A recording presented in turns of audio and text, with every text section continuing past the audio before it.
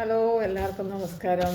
എൻ്റെ ചിന്താ വിഷയം, നമ്മൾ ആരോഗ്യമുള്ള സമയത്ത് അധ്വാനിച്ച് നമ്മുടെ കുടുംബം പുലർത്തുന്നു അല്ലേ?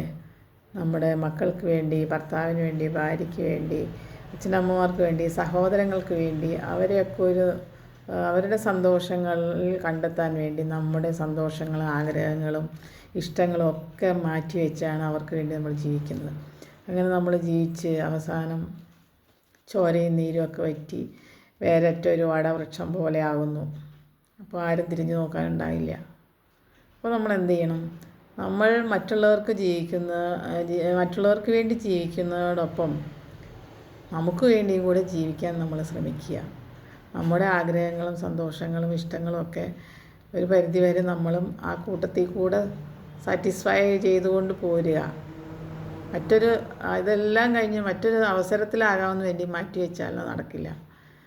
അപ്പോൾ കുറച്ചൊക്കെ സ്വാർത്ഥതയോടുകൂടി സ്വന്തം ആരോഗ്യം, സ്വന്തം ഇഷ്ടങ്ങൾക്കൊക്കെ പ്രാധാന്യം കൊടുത്തുകൊണ്ട് മറ്റുള്ളവർക്ക് വേണ്ടി ജീവിക്കുന്നതോടൊപ്പം നമുക്ക് വേണ്ടിയും കൂടെ ജീവിച്ചു പോകുന്നതാണ് നല്ലതെന്ന് എൻ്റെ അഭിപ്രായം. എന്താണ് നിങ്ങളുടെ അഭിപ്രായം? Okay, bye.